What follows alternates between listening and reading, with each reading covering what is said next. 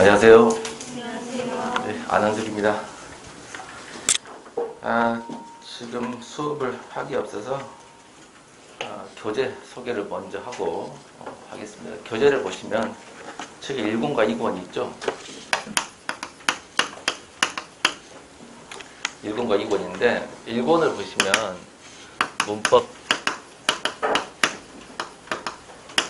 현대문법과 한자가 나와 있습니다.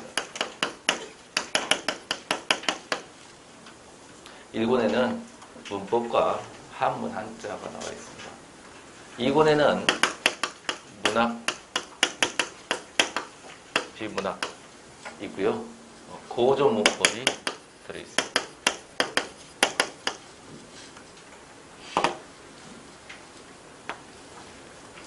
실제로 이제 수능과 다른 점이 뭐냐면 수능도 현대 문법을 냅니다. 그런데 수능의 현대문법은 수능 기준으로 11번부터 15번까지 5문제를 내게 되어 있죠. 이거는 홀수형이든 짝수형이든 문항 변동 이상 변동하지 않습니다. 그래서 5문제를 내는데 수능의 문법은 지식을 물어본다기보다는 수학 능력 평가입니다. 그래서 어떤 제시문을 주고 문법에 대한 기본적인 설명을 던져주고 그거를 응용해서 풀게 만들죠. 근데 이제 공무원 시험은요, 1권에서 한 50% 정도가 나오고요. 2권에서 한 50%가 나옵니다. 근데 이제 수능과 달리 수능은 퍼센트가 정확히 정해져 있어요. 수능 때 기억나면 1번부터 10번까지는 화법작문이 나왔죠. 11번부터 15번은 문법이 나왔고요. 이거는 변하지 않잖아요. 문항수가 변하지 않는다고요. 근데 공무원 시험은 문항수가 어떤 파트별로 문항 개수가 정해진 게 아니에요. 정해진 게 아니어서 원래는 이렇게 되면 좋으련만 특정 시험에서는 실제로 국가직에서 문학이 단 한 작품도 안 나온 때도 있었습니다. 문학이. 어쩔 때는 고전 문학이 하나도 안 나올 때도 있었어요. 어쩔 때는 고전 문법이 하나도 안 나올 때도 있고요. 이해된가요? 또 어떨 때 국가직은 비문학이 엄청 나올 때가 있습니다. 이게 시험마다 달라요. 그리고 대부분 한자성어는 한 문제 나오는 것이 적당하려면 세 문제가 나오는 경우도 있습니다. 한자성어하고 한자 도금 포함해가지고요. 그러니까 공무원 시험할 때 대충 이렇다는 것이지 꼭 퍼센트가 정해진 건 아니에요. 우리가 이제 공부를 할 때 문학, 비문학 이 정도는요, 고등학교 수능에 비해서는 쉽습니다. 그렇죠? 쉬운데 어려운 게 뭐냐면 고전 문법과 현대 문법 한자입니다. 수능은 한자 나오지가 않죠. 사자성어나 한자 어휘가 된다 하더라도 도금을 달아주죠. 그 다음에 연관성 찾는 거예요. 이게 어휘 문제입니다. 근데 공무원은요, 한자성어에 도금을 안 달아주는 경우도 숱합니다. 짜증이겠죠. 그래서 같이 좀 해줘야 되는데, 그러면 이 파트는 수능에 비해서 쉽다고 했기 때문에 처음 공무원 수업을 하는 사람한테는 가장 어려운 게 1권입니다. 문법과 한문이죠. 그래서 총 수업이 보면 8주가 있어요. 8주 수업을 합니다. 8주 수업을 하는데 1권이 6주에서 조금 더 합니다. 2권이 2주를 하고 싶은데 2주가 좀 안 될 수가 있습니다. 여기 6주가 넘어가면요. 알겠죠? 근데 이렇게 수업을 해도 문법이 다 깊숙하게 할 수는 없어요. 복습할 시간도 없고요. 알겠죠? 그래서 처음 하는 사람들에게 나무로 말한다 그러면 뿌리 그려주고 큰 나무 그려주고 줄기 정도까지만 그려주는 수업이 문법 종합반 수업이에요. 알겠죠? 여기에 이제 턱까지 그리거나 이파리 그리거나 이런 것들을 좀 보태거나 아니면 나중에 심화 수업을 들어줘야 되는 거예요. 어쨌거나 지금 내가 하고 싶은 말은 뭐냐면 8주 중에서 6주 이상을 1권의 하에서 수업을 해주겠다는 겁니다. 그렇게 하는 경우가 있고요. 청주에 있는 또 다른 학원에서는 그렇게 수업하지 않습니다. 그러니까 이 다른 지역과 달리 이 청주 지역 학생들의 스타일을 보면요, 솔직하게 다른 학원도 상담 받아보고 여기도 상담 받아보고 온 사람 손 들어보세요. 거의 드물어요. 옷 한 벌만 사더라도 다른 가게 두세 군데 들러보고 인터넷도 봐보고죠. 근데 이쪽 지역 사람들은요, 왠지 그냥 다른 학원 다 알아볼 수도 있겠습니다. 그러나 알아보지 않고 그냥 이 학원에 오는 이런 경우가 굉장히 많더라고요. 큰 실수입니다. 알아보고 오셔야 돼요. 알아보고 오셔야 돼요. 그러니까 국어를 보면요, 이 학원과 가장 이제 같은 이제 라이벌이라고 해야 되나? 그 학원의 이제 국어는 좀 반대입니다. 거기는 종합반 수업을 하면요, 종합반 수업을 하면 문법을 전혀 하지 않습니다. 전혀 안 해요. 문학과 비문학만 해요. 좀 이상하지 않나요? 근데 그게 나쁜 게 아니고 그게 더 좋을 수도 있어요. 왜냐면 나는 문법 위주로 수업을 하고 그 다음에 단과로 이걸 들어라 라고 하는 것이 내 스타일인데, 다른 학원은 그렇게 하지 않고요. 단과를 들어가면 만두고 다 가버립니다. 보따리싸고 집에 가버려요. 그래서 그 학원은 이거를 종합반에서만 하고 이걸 문법을 단과로 따라 하더라고요.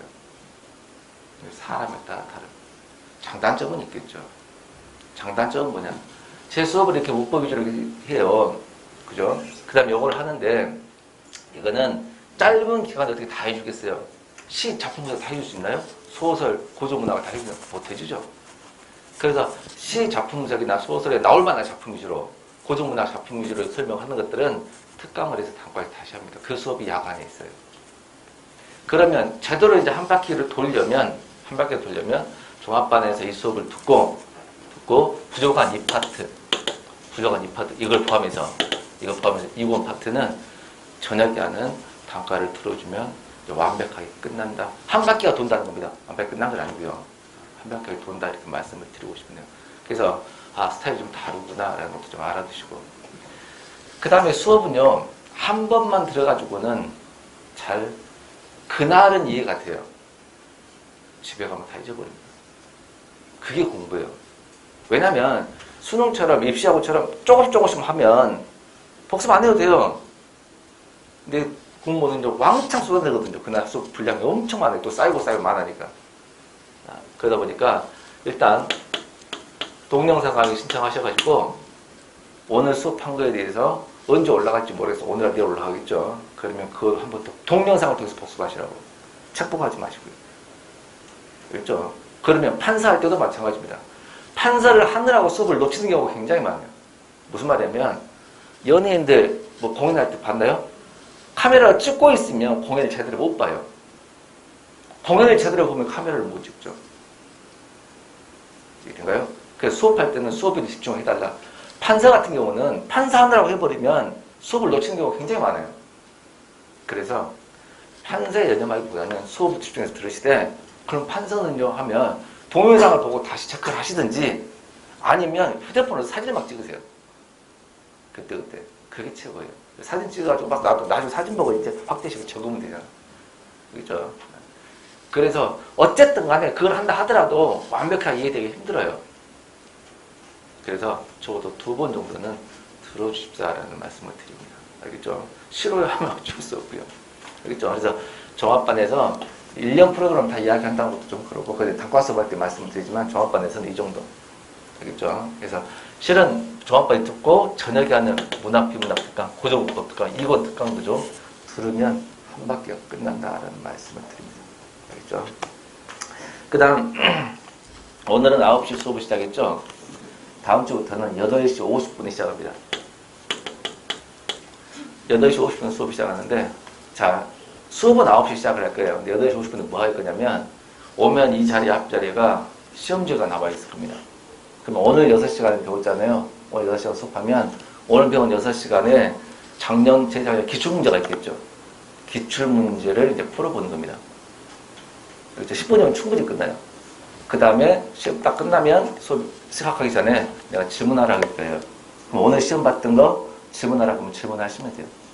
그렇죠. 물론 시험 뒤에가 해설서가 나갑니다. 해설 보면 대충 알겠지만 그래도 해설서를 봐도 모를 수 있죠.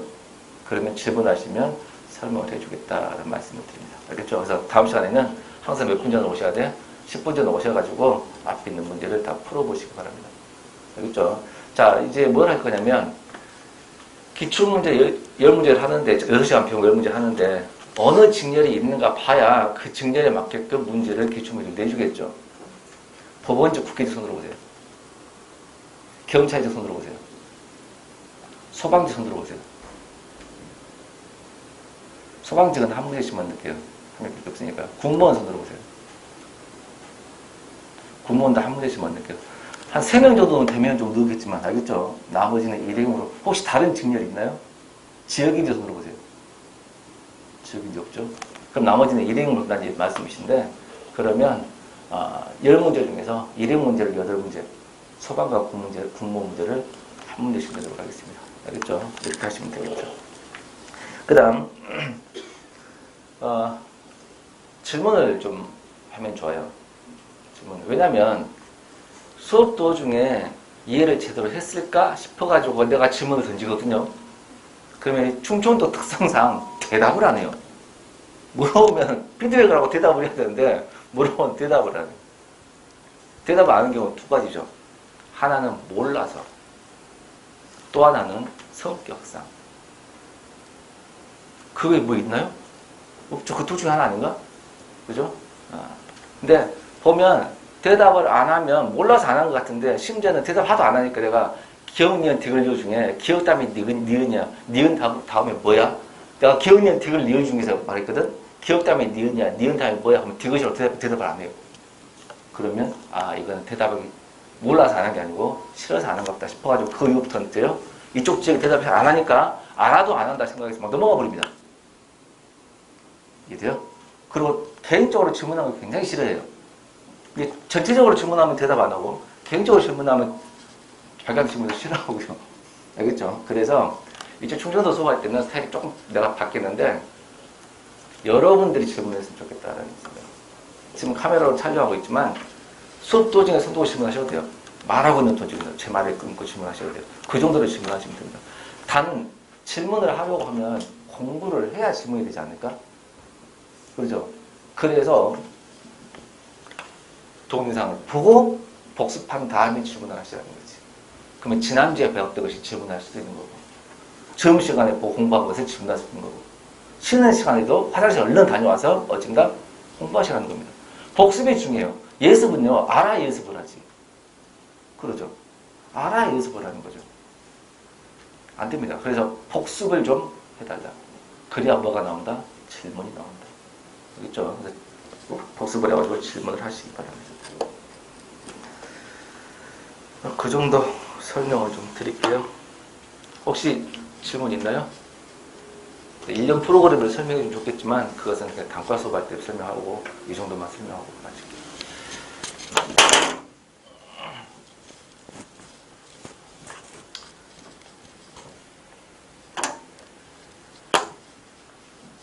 자, 이제 수업 들어가도록 하겠습니다. 4쪽입니다.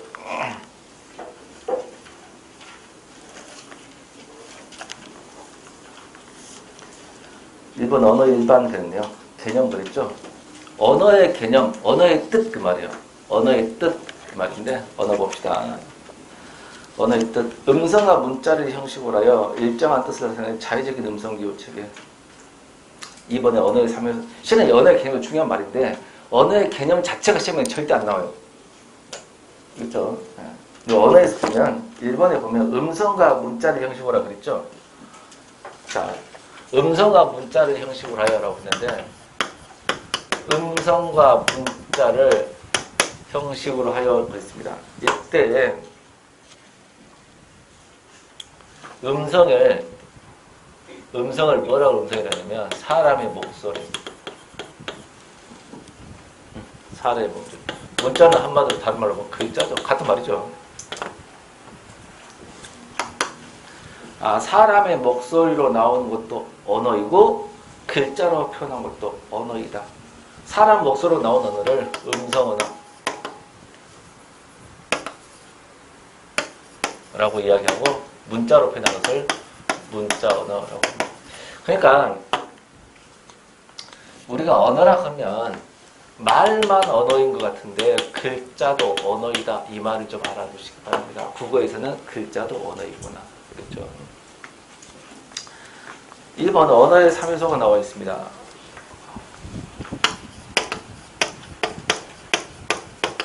언어의 3요소 얘는 뭐냐? 언어가 되려면 반드시 세 종류가 있어야 된다라고 있습니다. 언어가 되려면 반드시 세 종류가 있는데 첫 번째가 뭐야? 주체, 내용, 형식이 되어 있죠.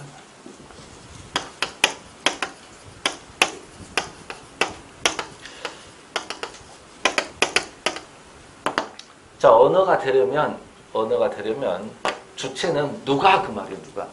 누가 써야 언어냐라는 겁니다. 인간이. 내용, 의미가 있어야 돼요. 의미, 뜻이 있어야 된다고. 형식, 음성으로. 뭘로? 소리로. 사람의 목소리, 소리로 나타나야 언어가 된다. 다시, 언어가 되려면 반드시 인간만 있어야 되고 의미, 뜻이 있어야 되며 소리로 표현이 돼야 돼요. 이 셋 중에 하나라도 없으면, 하나라도 어기면 이건 언어가 아닙니다. 과거의 사회복지 문제 꽤 오래됐습니다. 다음 중 언어에 해당하는 것을 고르시오. 이런 황당한 문제가 나오긴 했습니다. 자, 이런 문제는 어떤 문제였나 보세요. 침팬지가 사육사에게 먹이를 더 달라고 소리를 지르고 있습니다. 먹이를 더 달라며 소리를 내고 있다. 이 소리는 언어가 될까 안 될까? 안 됩니다. 음이하고 음성은 있지만 인간이 아니죠. 언어가 아닙니다. 그렇죠? 그 다음에 치매에 걸린 할아버지가 병상에서 소리를 지르고 있습니다. 그러나 아무도 그 소리의 뜻을 알아들을 수가 없었습니다. 그때 이 소리는 언어가 될까? 안 됩니다. 뭘 어겼어요? 의미가 없죠. 내용이 없죠. 의미가 없어요. 예전에 미국의 애리조나라는 야구팀에서 우리나라에 아주 잘 던졌던 김병인이라는 투수가 있어요.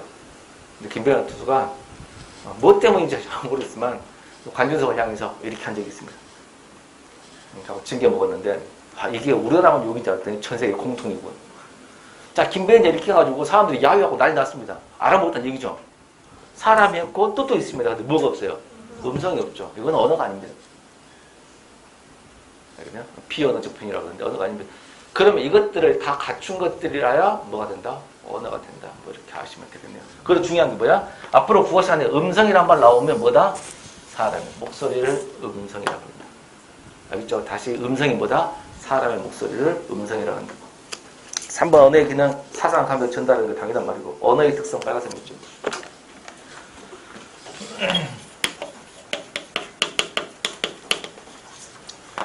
오늘 1교시에서 가장 중요한 게 언어의 특성입니다. 언어의 특성. 첫 번째 1번 기호성입니다.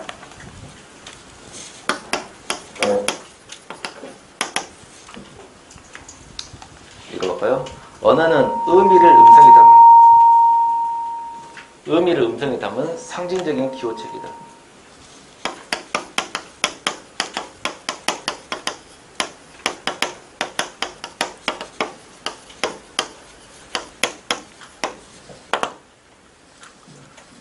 자, 봅시다. 땅에 이렇게 서 있어. 뭘 그린 거냐면 나무를 그린 거예요. 자, 아이가 아빠 저거 뭐예요? 물어봤습니다. 나무야 했습니다. 나무라고 하는 이 소리 음성으로 표현을 하죠. 그죠? 그랬더니 이런 뭐가 있어? 뜻이 있지. 자, 이런 뜻이 있고 즉 의미가 있어. 이런 나무라는 소리가 있어 없어? 소리가 음성이죠. 음성이 나오죠. 나온다 그 말이에요. 의미를 음성으로 표현해. 그런다겠죠? 이게 언어잖아. 누가 하면 이걸 사람이 하면 언어가 됩니다. 그러면 모든 언어는 의미를 음성으로 표현했겠네. 그죠? 근데 이게 왜 기호성이냐면요. 우리가 기호가 기억, 니은, A, B, C, D 1, 2, 3, 4만 기호가 아니고 소리 기호, 음성 기호. 의미를 음성으로 표현한다. 의미를 음성으로 표현하는 소리 기호다 이런 뜻입니다. 알겠죠? 이거를 뭐라 한다? 언어의 기호성. 그러면 선생님 이 기호가 문자는 포함 안 되나요? 문자도 기호가 될 수 있죠. 그러나 언어는 아니잖아. 그죠? 바꿔 말하면 전 세계 모든 언어가 음성은 존재하지만 문자가 없는 언어도 있어 없어? 있거든요. 한때 우리도 예전에는 문자가 없었거든요. 소리는 있었지만. 그러니까 언어가 이렇게 뜻을 음성으로 표현한 것을 뭐라고 한다? 기호성이라 하는 이유가 뭐야? 음성 기호, 소리 기호로 나타난다는 뜻입니다. 2번 자의성입니다.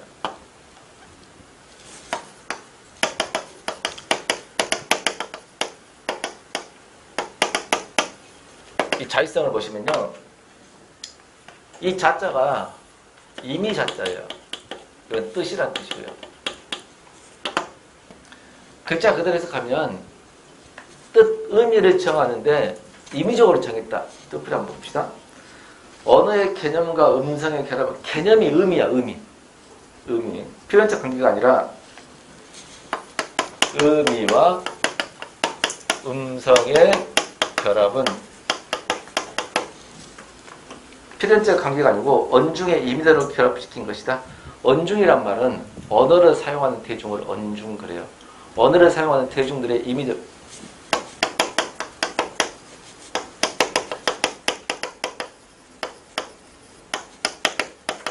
자, 봅시다. 의미와 음성 결합은 필연적인 게 아니에요. 임의적이에요. 뜻을 임의로 배웠다. 봐봐. 의미를 음성으로 표현한 게 기호성이거든. 그죠? 엄마, 저 뭐야, 나무야 그랬어. 그러면 뜻을 음성으로 정하는 게 기호성이잖아. 기호성이야. 근데 아이가 만약에 천재적인 언어학자가 될 가능성이 있다면 여기서 질문이 끝낸 게 아니겠죠. 엄마 하필이면 왜 나무야? 이렇게. 왜 나무라 그래? 너무도 아니고 나무도 아니고 나물도 아니고 하필이면 왜 나무라 그래? 라고 했을 때 여러분 자식들이 여러분한테 엄마 왜 나무라 그래? 했을 때 뭐라고 답해줄 거야? 닥쳐 그럴래? 의미와 음성 결합은 임의적이야. 답은 그냥 정한 거죠.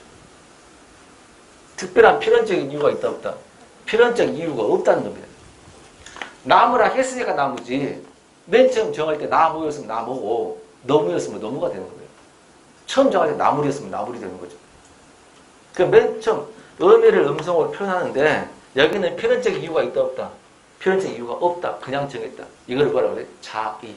임의적으로 뜻을 정했다는 뜻입니다. 됐죠? 그러면 밑에 1, 2, 3, 4, 5가 있죠.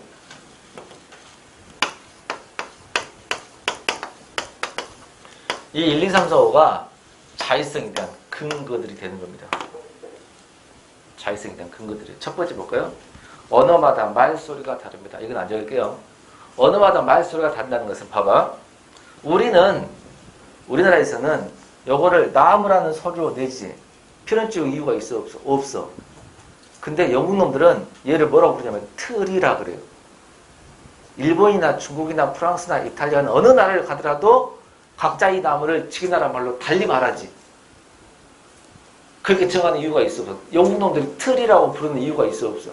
없죠. 자의적으로 정하다 보니까 보세요.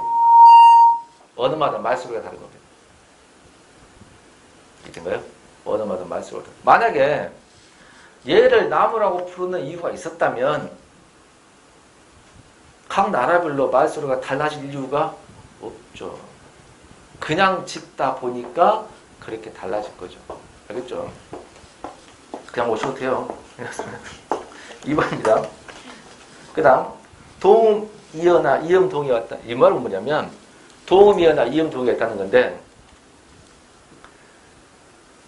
옆에 보세요. 배를 봅시다. 배라는 단어가 있어요. 그러면 엄마 저거 뭐예요? 라고 물어봤을 때 배야 그랬습니다. 근데 먹으면 맛있지 그랬습니다. 알겠죠? 과일 배를 배라 그랬어. 근데 이제 섬으로 놀러 갔다? 섬으로 놀러 갔는데 물에 떠 있는 게 있어. 엄마 저거 뭐야? 그건 배야 그랬어. 그러면 진짜 천재 언어학자라면 엄마 전에 먹는 것도 배라고 하지 않았어? 그래 되겠죠? 그러니까 먹는 과일을 왜 배라고 하는지 이유가 있어 없어? 없죠. 자의성이죠. 그러다 보니까 물에 떠 있는 것도 그냥 배라겠어. 이유가 있어 없어? 없죠. 자의성이죠. 그러다 보니까 하나의 단어인데 동음인데 뜻이 달라. 이유가 있었다면 과일을 배라고 하는 이유가 있었다면 물에 떠 있는 배를 배라고 부르는 이유가 없. 그렇게 하면 안 되지. 그냥 짓다 보니까 사물 이름은 똑같은데 뜻이 완전히 다른 도우미가 갖춘다. 존재한다. 알죠? 또, 야, 옥수수 쪄먹자. 강냉이 쪄먹자. 그랬습니다. 여름에 나오는 그걸 쪄먹는 것을 옥수수로 하겠어. 그렇게 불리는 이유가 있었다면 강냉이라는 단어가 또 나올 이유가 없죠. 그렇지 않나? 그냥 정하다 보니까 옥수수, 강냉이도 심지어는 동물도 보세요. 엄마 저거 뭐라 그래? 범이야? 엄마는 호랑이라던데? 똑같은 동물 이름인데 어쨌든 호랑이가 어쨌든 범이거든요. 차이는 없죠. 그러면 하나의 사물에 이름이 두 가지가 존재해요. 소리만 다르지만 뜻은 똑같아요. 이걸 이음동이라고 그래요. 이음, 소리는 다른데 뜻이 같다고. 왜? 그냥 정하다 보니까 이런 식이 발생한다. 이게 두 번째입니다. 알겠나요? 세 번째, 말소라 의미가 표현한다. 봐봐. 이게 나무가 지금은 나무라 그러죠. 그죠? 지금은 나무라 그러는데 충격적이게도 조선시대에는 나모였습니다. 나모가 나무로 소리가 바뀌어, 소리가. 그러니까 왜 나무라고 적였는지 알 수가 없어. 그냥 적은 거야. 그럼 이게 나무로 바뀌어. 그냥 바뀐 거야, 그냥. 소리가 바뀌어. 뜻은 같은데 소리가 바뀌었죠. 뜻은 같은데 소리가 바뀌어. 이게 의미가 변한 거야, 음성이 변한 거야. 그렇죠. 음성이 변한 거죠. 나무라고 정한 정확한 이유가 있었으면 바뀔 이유가 없지. 그 다음 책에 나와 있는 대로 어리다라는 단어가 있습니다. 어리다라는 단어를 보시면 전에는 뭐야? 조선시대는 어리다가 어리석다 뜻이었어요. 근데 지금은 나이가 적다고. 지금은 나이가 적다 어린데 어린 놈이 그런 건데 조선시대는 뭐였다? 나이하고 상관없이 어리석은 사람이 어리다 했습니다. 어린이라 하더라도. 그러면 뜻이 바뀌었죠. 의미가 바뀌었죠. 이거는 의미가 변했고요.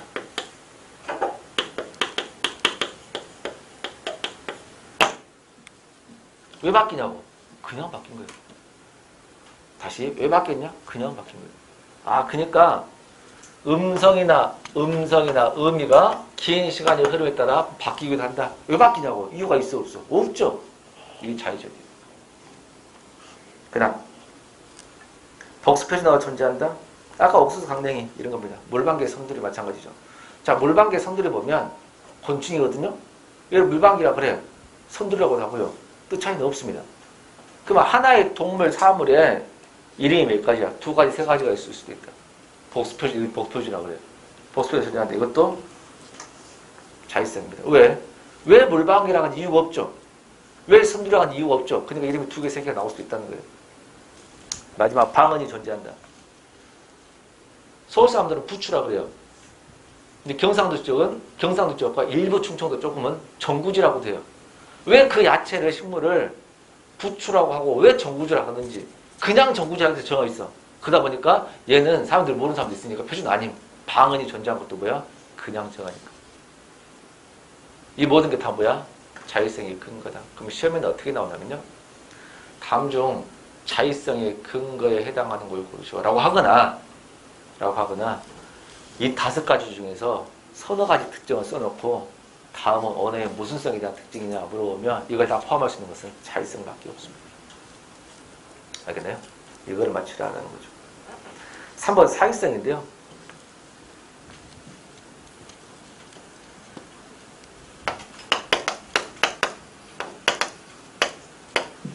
사회성 한번 읽어볼게요. 언어는 사회적 약속이므로 한 개인이 바꿀 수 없는 성격을 했죠. 언어는 사회적 약속이어서 개인이 함부로 바꿀 수 없어요.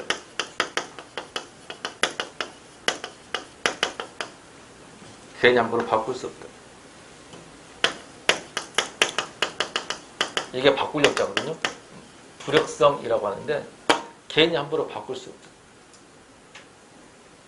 자, 나무라 그러잖아. 길에 서는 거 나무라 그러잖아. 근데 나무를 개인이 나 함부로 바꿀 수 있나? 나 혼자 나무리라 하고 싶어. 나 혼자 너무라 하고 싶어. 바꿀 수 있어요? 바꿀 수 있어. 이걸 뭐라 그래? 사회성. 사회성이라는 것은 사회적 약속. 사회성이 떨어진다 이런 말 들어봤죠. 아이를 유치원에 보내놨어. 어머님 한셉이라는 아이는요 사회성이 떨어져요. 사회적 약속을 잘 어긴다는 얘기잖아. 유치원에 수업하는데 좀 조용 좀 해줘야 되고 친구를 때리면 안 되고 욕하면 안 되는데 틈나면 때리고 조용히 하세요 하고 너나 조용히 하고 뛰어다니고 사회적 약속을 어긴 거지. 이런 거야. 사회성이 떨어지는 거야.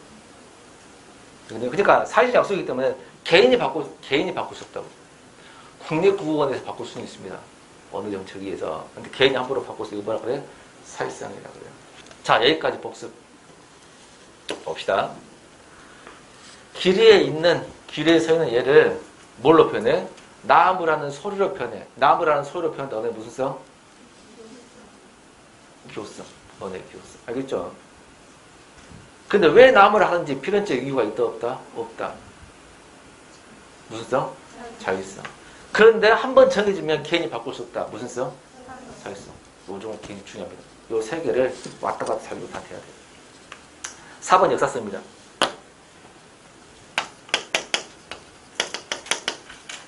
자, 역사성을 보시면요. 언어도 시간의 흐름에 따라 자, 이 시간은 긴 시간이야. 역사. 역사는 짧은 시간이죠. 긴 시간의 흐름에 따라 언중의 약속이 바뀌면 언중의 약속, 언어를 사용하는 대중을 언중 그랬어요. 언중의 약속이 바뀌면 신생, 성장, 산별한다. 언어도 변한다야. 한마디로. 그러니까 개인이 함부로 바꿀 수 없지만 긴 시간의 흐름에 따라 바뀔 수 있다 없다? 바뀝니다. 이 바뀌는 게 세 가지가 있다겠네. 신생, 성장, 사멸. 신생, 성장, 사멸. 이렇게. 신생이란 말은 없던 말이 새로 생긴 말. 성장이라는 것은 음성이나 의미가 변한 말. 사멸은 사라진 말.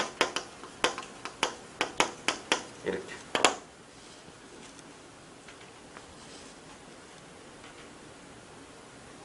자, 가능한 한 책에 있는 단어를 예로 들어드릴게요. 자, 지하철이라는 말이 있습니다.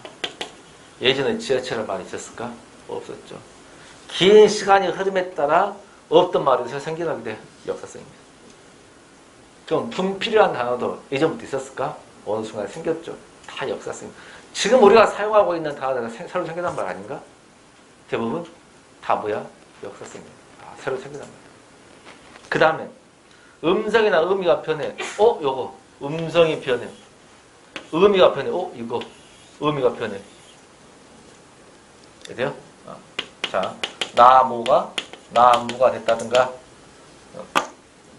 아니면 어리다라는 단어가 어리석다 해서 나이가 적다로 뜻이 바뀌거나 성장 그림. 긴 시간이 흐름에 따라 표기 형태, 소리가 바뀐다든가 아니면 뜻이 바뀐다든가. 이래요? 긴 시간이 흐름에 따라 변하는 걸 뭐라 그래요? 역사성 그립니다. 그럼 여기 보세요. 시험에 긴 시간이 흐름에 따라 언어도 변한다. 나무가 된 것처럼 음성이 변하거나 어리다가 어리석다는 뜻에서 나이가 적다는 뜻으로 뜻이 바뀌거나. 언어의 무슨 성이야? 역사성입니다. 근데 1, 2, 3, 4가 역사성이 없으면 뭘 골라야 돼요? 자율성을 골라야 돼요. 자, 우선순위를 말씀드립니다. 사람만 변하는 게 아니고 긴 시간이 흐름에 따라 언어도 변한다 그랬어. 그래가지고 자율성과 역사성이 둘 다 나와 있어. 그럼 뭘 찾아야 돼요? 역사성을 찾아야 돼요. 변하는 거니까요. 다시 언어도 변한다 그 말이야. 긴 시간의 흐름에 따라. 예? 뜻이 변하거나 소리가 변해. 그럼 무슨 성을 찾아야 돼? 역사성을 찾아야 돼. 자율성이 있다 손 치더라도.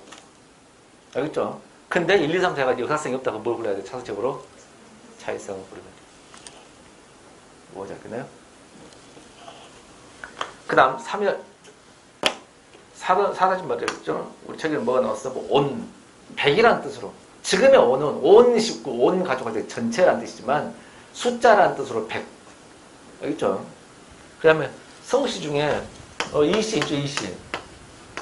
그죠? 근데 이씨 무슨 이자 써라고 하면 오얏이라고 하는데 오얏은 사라진 말이 표준 아닙니다.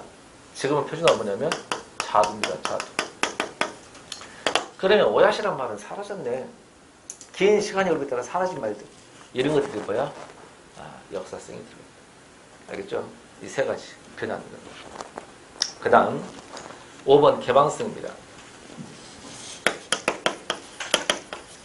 개방성을 다른 말로 뭐라고 하냐면 옆에 창조성이라고 나와 있죠. 언어는 언어 사용자의 무한히 긴 문장을 생성할 수 있다.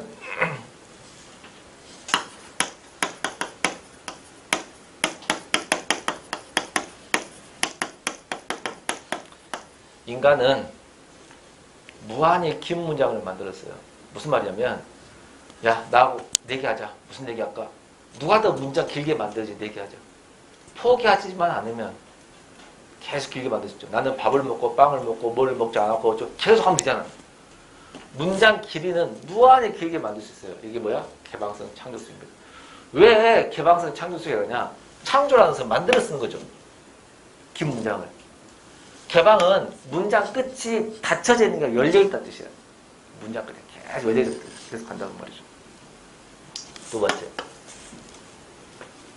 따라서 언어는 끝이 열려있는 개방적 구조이다. 무한수의 문장이다.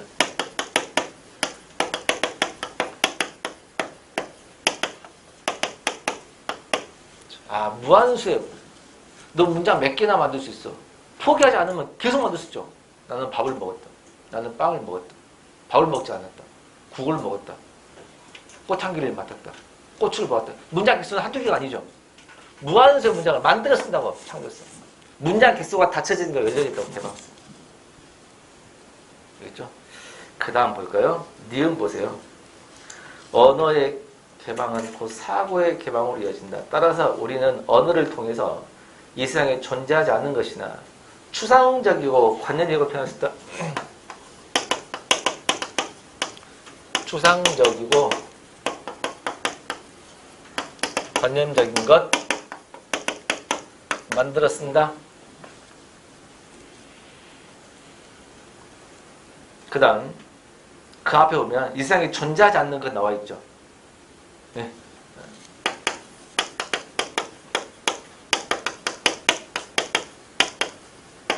존재하지 않는 것도 만들었습니다. 자, 만들었으니까 창조성인데요. 추상적 관념적인 것은 눈에 보이지 않는 것. 눈에 보이지 않는 것도 만들었어. 희망, 평화, 사랑. 이런 단어는 눈에 안 보이는 것들이죠. 눈에 안 보이는 것도 만들어 쓴다. 이걸 뭐라고 해? 창조성, 개방성이라고 합니다. 눈에 안 보이는 단어로 만들었습니다. 그 다음 존재하지 않는 것도 만들었습니다. 손오공 있지도 않죠. 봉황 있지도 않죠. 그죠? 용 있지도 않는 것도 만들었어요. 이걸 뭐라고 한다? 창조성이라고 한다.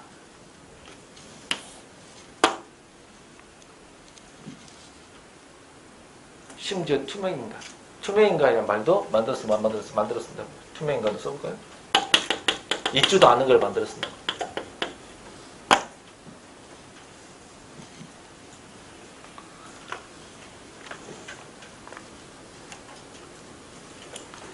다 끝내려고 했으나 시간상 다 못 끝낼 거네요. 살짝 끊었다 갈 텐데. 자, 여기서 조금 어려운 거 설명 안 해줄게요. 그냥 듣고만 넘기세요. 이건 이제 심화할 때 하는 건데 잠깐만 설명해 줄게요. 얘는 창조성이 안 되나요? 이렇게 질문하셨거든요. 얘하고 얘 차이는 뭐냐면, 자, 이 단어는 눈에 보이는 거죠. 존재한 거죠. 그러면 역사성. 언어를 만들었는데 눈에 보이는 존재한 것은 물건을 만들어 놓고 이름 붙인 건 역사성이고, 있지도 않은 것에 이름 붙이거나 눈에 보이지 않는 것에 이름 붙인 것은 창조성이에요. 그거 하나. 실은 수능에서는 얘가 제일 중요해요. 단 한 번도 나온 적이 없어요. 공무원에서 한 번도 낸 적이 없지만 이건 문제, 수능에서 이게 더 중요해요. 창조성과 역사성의 차이. 알겠죠? 왜 이게 중요한지 알아요? 동물은 창조성이 없어요. 눈에 안 보이는 거나 존재하지 않는 거에 대한 그걸 표현할 단어가 없어요. 동물의 언어는. 인간의 언어만 그래요. 알겠죠? 그래서 그렇다는 거예요. 이제 나머지 분절성은 좀 쉬었다가 하겠습니다. 쉬었다 합시다.